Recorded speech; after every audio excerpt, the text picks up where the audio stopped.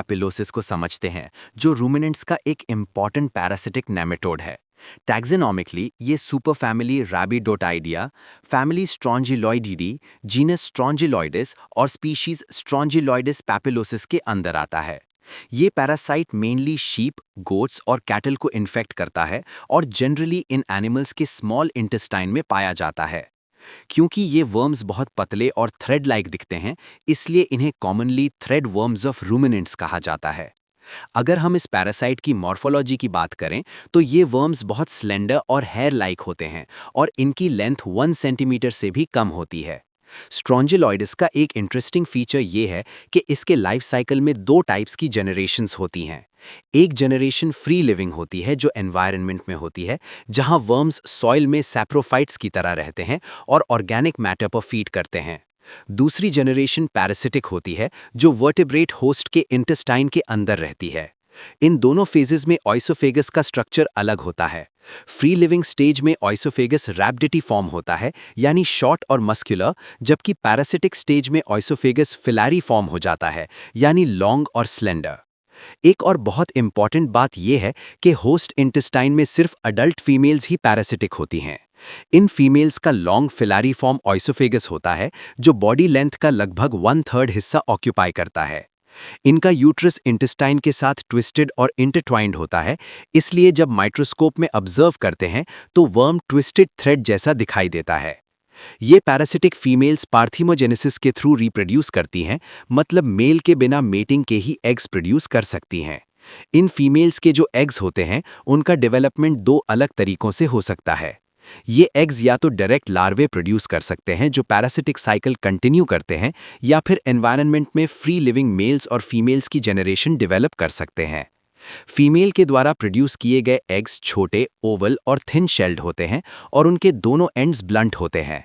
इन eggs की एक खास बात यह है कि जब ये एग्स ले किए जाते हैं तभी इनके अंदर fully developed embryo already present होता है।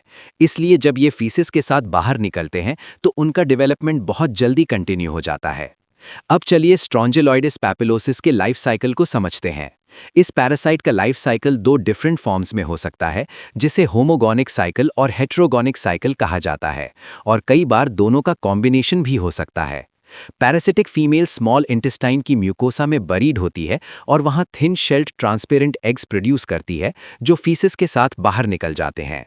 जब ये एग्स एनवायरनमेंट में पहुंचते हैं तो ये फर्स्ट स्टेज लार्वे यानी L1 में हैच हो जाते हैं।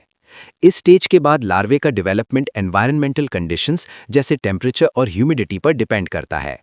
अगर एनवायरनमेंटल कंडीशंस फेवरेबल हों तो लार्वे हेटेरोगोनिक साइकिल फॉलो करते हैं। इस साइकिल में L1 लार्वे लगभग 48 आवर्स के अंदर फ्री लिविंग अडल्ट मेल्स और फीमेल्स में डेवलप हो जाते हैं। ये फ्री लिविंग वर्म्स आपस में मेटिंग करते हैं और फीमेल एग्स ले करती है। ये एग्स जल्दी हैच हो जाते हैं और लार्वे फर्दर डेवलप होते हुए थर्ड स्टेज लार्वे यानी L3 तक पहुंचते हैं, जो इन्फेक्टिव स्टेज होता है।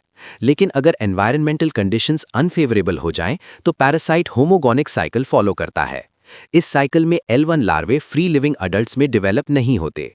इसके बदले ये डायरेक्टली इन्फेक्टिव L3 लार्वे में डेवलप हो जाते हैं, जो लगभग 24 आवर्स के अंदर बन जाते हैं। ये इन्फेक्टिव L3 लार्वे होस्ट को मेनली स्किन पेनिट्रेशन के थ्रू इन्फेक्ट करते हैं, लेकिन इन्फेक्शन ओरल रूट से भी हो सकता है। अगर इन्फेक्शन ओरल रूट से होता है तो लार्वे माउथ या ऑइसोफेगस की म्यूकोसा को पेनिट्रेट कर सकते हैं, जिससे कभी-कभी सिस्टेमिक माइग्रेशन भी हो सकता है। जब लार्वे स्किन पेनिट्रेट करते हैं तो ये स्किन के कैपिलरीज और वेन्यूल्स में एंटर कर जाते हैं और फिर ब्लड स्ट्रीम के थ्रू लंग्स तक पहुंच जाते हैं। लंग्स में ये एल्वियोलाई में ब्रेकआउट करते हैं और फिर स्मॉल ब्रोंकियोल्स, ब्रोंकाई और ट्रेकिया के थ्रू ऊपर माइग्रेट करते हुए माउथ तक पहुंचते हैं। वहां से ये स्वॉलो हो जाते हैं और फाइनली स्मॉल इंटेस्टाइन में पहुंचते हैं, जहां ये अडल्ट पैरासिटिक फीमेल्स में मैच्योर हो जाते हैं। इन्फेक्शन से लेकर फीसिस में एग्स अपीयर होने तक का जो टाइम होता है उसे प्री पेटेंट पीरियड कहा जाता है, और इस पैरासाइट में ये लगभग 5 to 7 डेज का होता है। कुछ केसेस में स्पेशली शीप और कैटल में इन्फेक्शन प्रीनेटल ट्रांसमिशन या मिल्क के थ्रू ट्रांस मैमरी रूट से भी हो सकता है। अब अगर पैथोजेनेसिस की बात करें तो जो इन्फेक्टिव लार्वे स्किन के थ्रू एंटर करते हैं वो एंट्री साइट पर रेडिश इन्फ्लेमेटरी रिएक्शन प्रोड्यूस कर सकते हैं, जिसे एरिथेमा कहा जाता है। जब पैरासाइट्स इंटेस्टाइन में पहुंचते हैं तो ये इंटेस्टाइनल म्यूकोसा में इरोजन और डैमेज कर सकते हैं। यंग एनिमल्स में डिजीज ज़्यादा सिवियर होती है क्योंकि उनका इम्यून सिस्टम अभी फुली डेवलप्ड नहीं होता। इस डैमेज की वजह से कई क्लिनिकल साइंस डेवलप हो सकते हैं। अफेक्टेड एनिमल्स में loss of appetite, anorexia, body condition का लॉस, डायरिया और मॉडरेट अनीमिया देखने को मिलता है। फील्ड आउटब्रेक्स में डिजीज अक्सर कैटरल एंटेराइटिस के साथ एसोसिएटेड होती है, जिसका मतलब है इंटेस्टाइनल लाइनिंग की इन्फ्लेमेशन जिसमें म्यूकस प्रोडक्शन होता है। एक और इंटरेस्टिंग बात यह है कि स्ट्रॉन्जिलॉइडिस पैपिलोसिस के लार्वे शीप के फीट के अराउंड स्किन में foot rot causing organism bacteroides नोडोसिस को इंट्रोड्यूस करने में मदद कर सकते हैं, जिससे फुट इन्फेक्शन और सिवियर हो सकता है। डायग्नोसिस के लिए डिजीज को यूजुअली फीकल एग्जामिनेशन के थ्रू डिटेक्ट किया जाता है, जहां माइक्रोस्कोप के अंडर फीसिस में एग्स या फर्स्ट स्टेज लार्वे यानी L1 डेमोन्स्ट्रेट किए जाते हैं। ट्रीटमेंट के लिए बेंजीडाजोल ग्रुप के ड्रग्स कॉमनली यूज किए जाते हैं और ये पैरासाइट के अगेंस्ट इफेक्टिव होते हैं। कंट्रोल के लिए प्रॉपर हाइजीनिक मैनेजमेंट और सैनिटेशन बहुत इंपॉर्टेंट है।